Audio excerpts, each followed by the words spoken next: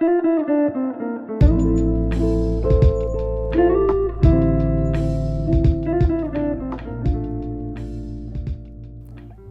迎你返嚟傾偈 Chit Chat 呢個 podcast channel。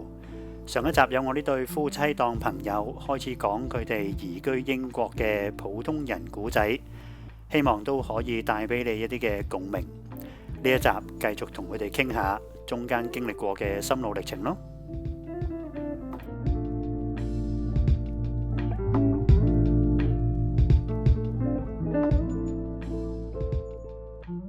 即係無論媽媽又好啦，或者你哋又好，有冇咩好大嘅掙扎啊咁樣嘅？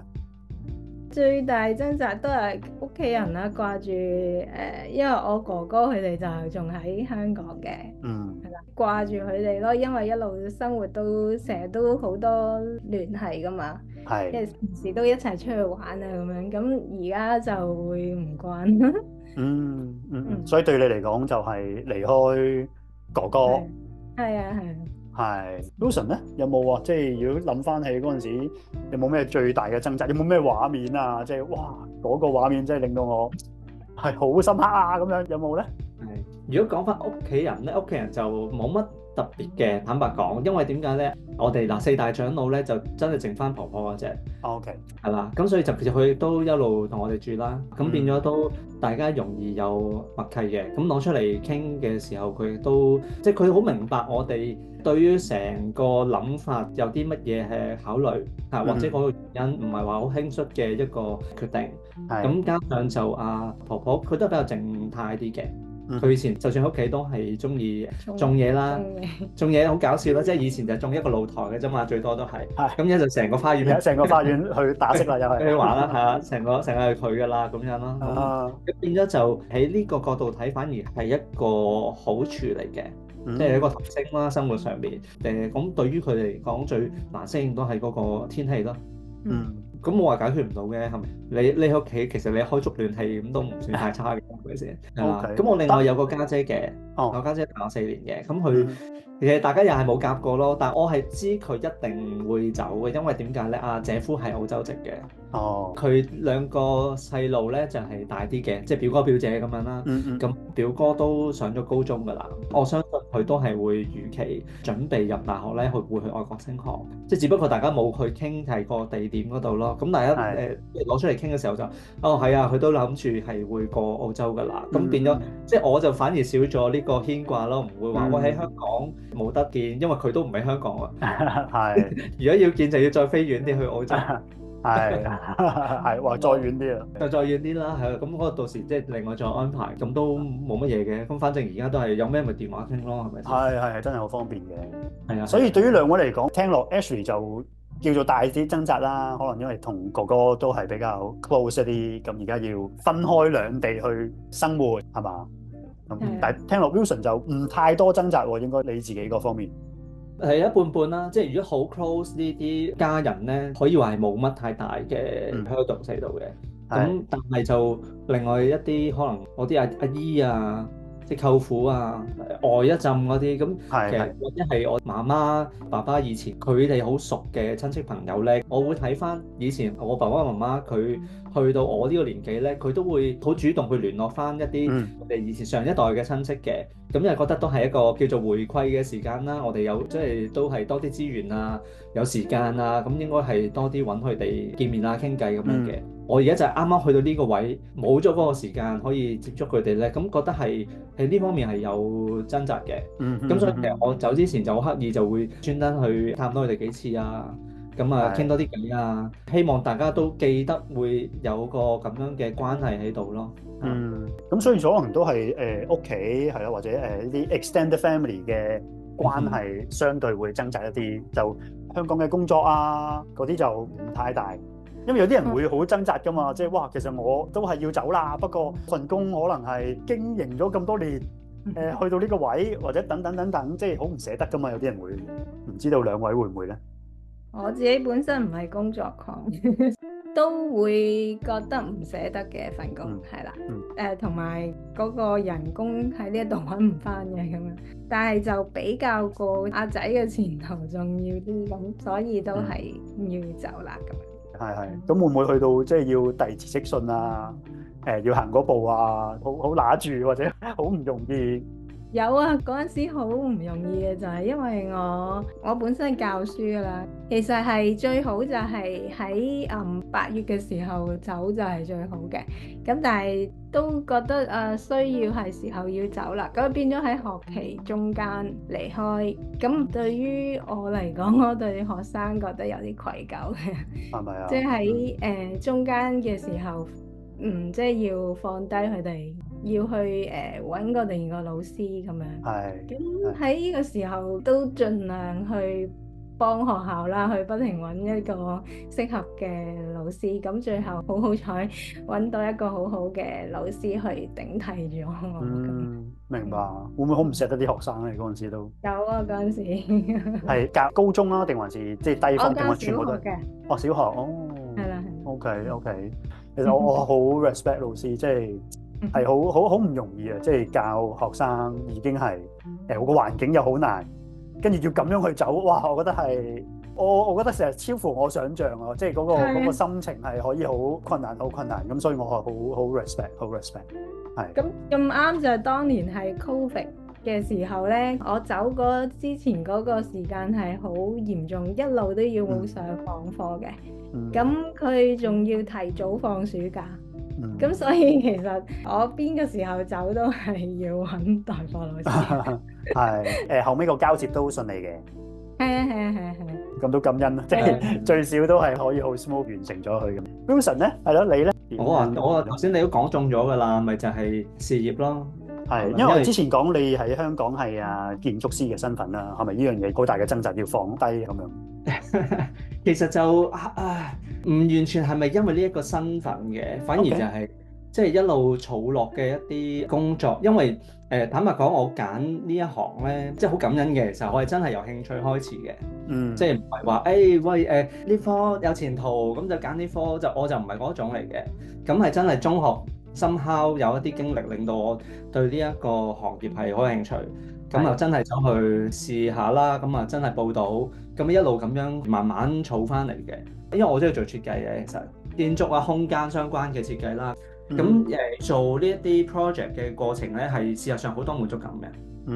係咯，即係近年啦，其實我都係喺間小公司一個比較自主啲嘅形式做自己啲 project，咁變咗係會好 treasure 每一個機會咯。亦都因為咁樣咧，係會儲到一班合作嘅伙伴啦。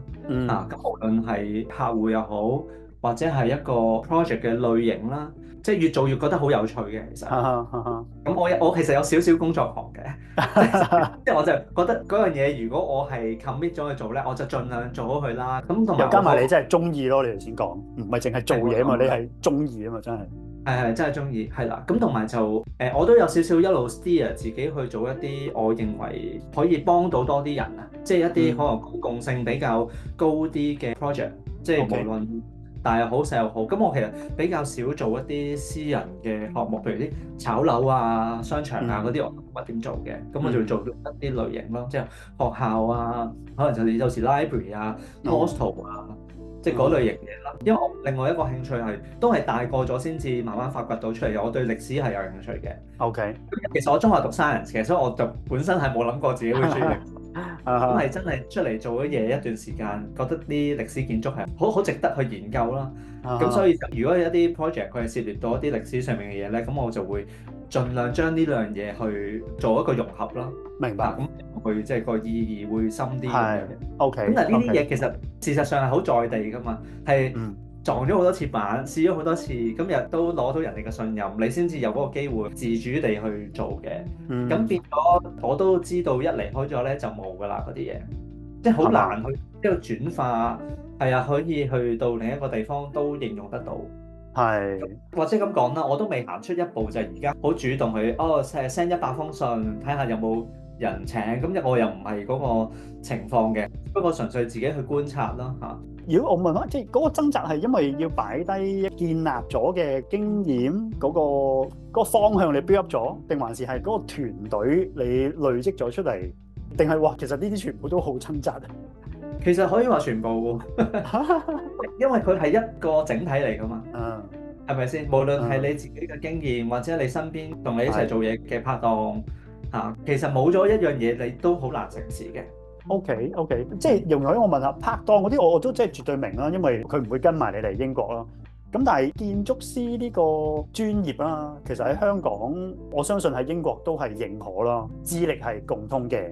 咁呢個唔會話相對，唔係啊，原來我以為係共通嘅。係啦，所以呢個係即係都關鍵嘅。好掙扎喎，如果咁樣講。係啊，個牌嚟到呢度冇咗㗎啦。係咩？咦，喂，即係因為我係大學係讀 surveying 嘅。不過其實我哋從來冇做過關於 surveying 嘅行業啦。即係如果你有聽我嘅 podcast，anyway，我成日印象係因為surveyor 係咁樣咯，即係 RICS 啊。如果我冇記錯啦，即係英國都係叫承認嘅。原來建築師唔係嘅。如果你熟呢行，你都會大概有個概念咧。香港都係嘅，你分開㗎嘛。個牌本身你要考一個叫嘅牌啦嚇，咁呢個係令到你即係作為一個 license 嘅一個專業人士，你有咗嗰個 license 咧，你先至可以做某一輪嘅工作嘅，或者你攞某個 title 咁樣啦。另一個咧就係叫做專業嘅學會，你哋就係叫做測量師學會咁樣啦。咁測量師學會咧就係 convertible 嘅。係，我以為建築師都係個學會係 convertible 咯，即係話我而家都係 RIBA 嘅 member，佢叫 professional member，係啦，咁我係一個會員，但係咧我係冇 hold 到一個 license 嘅。即係英國在地要做建築師係呢度要再有一個 license，咁呢個 license 係唔可以由香港嗰個建築師 license 轉化過嚟嘅。咁如果要做係點啊？又要由頭考過咁樣？又唔完全係咁，大學嗰部分咧基本上係 cover 咗嘅，即係話我唔使喺度再讀過大學。唔使讀書，但係就要直接去考牌，係啦。咁你其實考牌都要讀書㗎嘛，係咪先？即係你讀呢度嘅建築條例啦嚇，就香港嗰套啦，which 係你好多原因係會好多嘢唔同嘅。哇！咁真係好掙扎喎，其實都會真係死啦！我唔好意思，即係我係你感受到啊嘛？係啊！哇！咁呢個專業係。都係好難想像啊！我都覺得咁樣係，因為你完全擺低晒喎，即係變咗係你一路建立出嚟嘅事業經驗累積嘅人脈，咁你跳過嚟係其實係啊，未至於由零啦，係啦，唔使由大學開始讀啦，咁但係基本上同零都冇乜分別啦，感覺。我諗如果我喺呢度，我會定位自己係一個 fresh grad， 甚至乎 fresh grad 都唔夠添，因為 fresh grad 可能佢已經而家學嗰啲嘢係 up to 呢一度嗰個需要噶嘛，即係譬如佢學嗰啲 software 係而家呢度啲建築師樓用緊嘅 software，咁但我係講緊廿幾年前嘅嗰個 software 個版本嚟嘅，甚至乎另一啲嚟。咁真係好難喎！如果你定位係個 fresh grad， 衰啲我講，我唔會請你咯，係咪先？因為你唔係 fresh。即係我請個20零歲仲打得仲砌得，我點鬧佢都使佢都仲得，我點會請閣下咧咁樣？係啦，即係咯，個原理就係咁樣咯，係啊。咁同埋另一樣就係我嚟之前嗰年咧，又都好好彩嘅，就有啲新嘅機會啦，係做一啲老人院舍咁樣嘅。我自己係覺得係一個幾好發揮嘅機會嚟嘅。即係如果一路做落去，其實因為嗰個需求會睇到㗎嘛，同埋其實而家佢嗰個行業咧不停都喺度進步緊嘅，即係香港我講緊。佢對於嗰個老人服務嗰個需要咧越嚟越大，有一個要求亦都越嚟越高。咁點樣去 upgrade 咧？咁如何去透過設計師嘅角度去幫助客人將呢啲嘢去提升嗰個質素咧？其實係一個參與到喺個過程係好開心嘅。咁但係有一樣啦，即係嗰樣嘢其實都唔係太轉化到過嚟。哇！呢個都咁啊，所以你喺呢個角度睇就係掙扎咯。咁但係算啦，即係如果你將人生你啲嘢去排序嘅話咧，咁你小朋友排第一，咁你其他嘢已經全部都可以話唔重要噶啦。咁係嘅，絕對係嘅。即係我相信，即係唔係全部啦，但係行得呢一步嘅香港人，無論係英國或者去唔同地方，都一定係有一個原因。So that 可以擺低建立咗咁耐嘅事業啊、人脈啊，好多都係一定係有自己好特別嘅原因。咁小朋友係其中一個最重要，即係我同太太都係咁樣嘅故事。喂，咁嚟到頭先，你哋話而家係咪都有工作啊？喺英國，咁係並非做緊本行啦。如果咁樣講，中間嗰個心路歷程又係點樣咧？使唔使要好多調節咧？如果唔係做翻本行，開頭嘅時候冇翻工啦，覺得朝頭早擘大眼嘅時候有少少覺得迷茫咯，有少少，因為已經返咗工成10幾20年啦，咁突然間好似唔知究竟自己點咧，我個之後個將來個方向會係點？即係其實喺屋企係好多嘢做嘅，我又唔係怕悶嘅，不過喺個腦裡面就會諗下究竟自己個前途上面或者個意義上面係點樣咯，會去諗呢一啲。係。如果返工咧，就真係冇咁多時間去諗啦。咁好偶然咁，舊年我有返開教會啦，咁有朋友問即係有個工作喺你屋企附近嘅喎，你有冇興趣啊？咁我諗下part time 嚟嘅嗰份工係，咁都好啊，可以去自己有啲時間去出邊工作下，可以去。近計講係咩工作啊？其實係 logistic 嘅工作嚟嘅。OK，咁係有一半係文職啦，有一半都要包下貨啊咁樣咯。咁就覺得都可以試下，咁又好近屋企，時間上面亦都可以有啲空間俾自己去做自己想做嘅嘢咁，就可以去試咗啊。咁而家都做咗1年啦，已經。係，咁個心態上係咪都調節得 OK 嘅？定還是好繼續嗰個迷茫？即係咦，我明明教書。點解喺度包貨啊？即係有機會噶嘛？因為可能你教咗你講緊話10幾20年，真係一個教師嘅身份。咁突然間，譬如我自己嗰陣時都係啊，我嚟到嘅時候，突然間，咦？點解喺度搭車去嗰度翻工嘅？我喺度做緊乜嘢？即係有閃過呢啲咁樣嘅即係畫面啊！唔知你有冇咧？我就又冇咁多諗法，我就係即係平時都係有嘢就做嗰啲人，就唔會諗咁多嘢。咁所以咧就其實返工都開心嘅，因為有朋友有啲傾下偈咁樣。咁亦都幫補下個生活費咁樣。咁其實都冇諗咁多，因為如果譬如你俾我再喺呢度做教書嘅工作，我自己都未必應付得到。係啦，咁可能你話做個助教都係勉強可以嘅，咁但係諗下我自己又未識揸車，要去好遠嘅地方，咁又唔係咁方便，喺個薪酬上面又差唔多啦。咁係呢個係好大嘅原因，其實可能真係差唔多，所以而家都 OK 做落呢份工1年，OK，咁戥你開心。Wilson 咧，而家係好大嘅轉變，定係點樣？我比較奇怪啲嘅，即係我而家喺一個算係摸索嘅階段。即係 rather 定係好啦，我就咁揾一份 full time 簡單過下日子算啦，我就未覺得係要去用啲方法嚟生活嘅。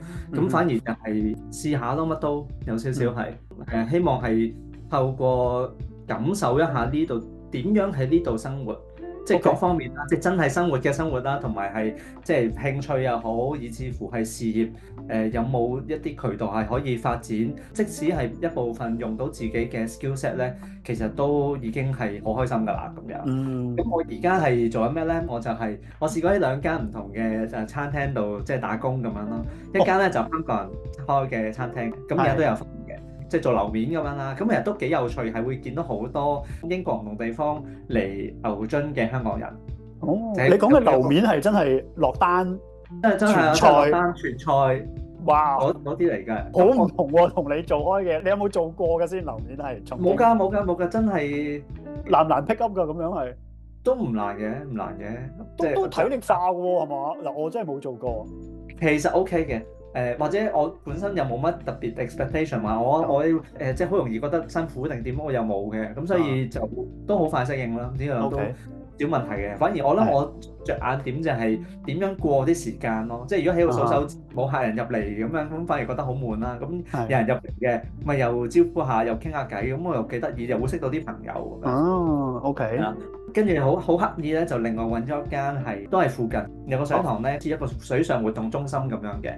咁入邊就有間 cafe，好 local 嘅，即係基本上去嗰啲全部都係 local 嘅英國人去嗰度又做樓面啦。OK。咁又沖下咖啡，整下三文治，落下單，咁又另一個體驗咯。犀利喎！真係逼自己學下英文啦。係，佢又請你都犀利喎。咁冇你覺得係咩？係咯，乜嘢嘅你嘅強項啊？即係點解佢會請你咧？冇強項啊。唔係因為咁樣，因為我仲有一樣嘢未講，就係我而家喺度會 freelance 幫人影相。咁有啲就即係真係 referral 咁樣啦，識嘅人有需要，因為我有個中學同學嘅拍檔，咁佢喺 Coventry 另一個位置嘅，即係傾開就佢都好有興趣影相，咁佢又中意人像，咁我就中意影空間，因為我以前咧啲 project 做完咧，我會自己影翻相嘅。咁變咗好多建築師都係影相。要影好多相噶嘛，建築師要影好多相噶，冇錯，係啦。咁變咗都有個基礎嘅能力喺度啦嚇。咁啊喺度即係搭粗粗試下啦。咁我發覺啊，原來影餐廳咧都有呢個需求喺度嘅。OK 嚇，同埋甚至乎係佢哋好想你，不如你影食物啦。咁我哋整啲嘢食咁好食，咁不如你影得靚，咁又幫到我哋咁樣。係。咁變相就因為透過呢啲機會就識咗佢哋咯。咁又識啊，傾下，你都知啦，英國其實請呢啲樓面都幾難噶嘛，佢哋都唔夠人噶嘛。咁你都唔夠人啊，咁不如我試下啦，即係都大家都係好 casual 咁樣傾，咁大家都覺得 OK，咁咪我諗佢哋又唔會話好介意年紀啊，或者係性別咁嗰樣嘢。咁見到你都係正正常常一個人有手有腳，咪俾你試下咯，咁樣咯。係。即係而家就幾樣嘢咁樣搭住咁樣做下咯。係，咦？咁你好 trendy 咯，即係而家你係 slasher 啊嘛。slasher 即係你係啦，呢個叫咩斜槓族啊嘛，即係做斜槓族幾份嘢係，所以你係好走喺時代嘅尖端嘅，就你係。係唔知啊，即係總之有機會嚟咪試咯。好似即係一開始咁講，咁對於呢個地方其實都唔認識啊嘛。咁唔認識亦都冇咩期望，淨係知道嚟到一定係唔同啊。咁既然係好唔同，咁我咪當自己係一張白紙咯，係嘛？咁咪再寫過咯。不過希望快啲咁解啫嘛。係希望寫得順暢啲咯。係寫得順暢啲，係啦，唔好多嘢錯。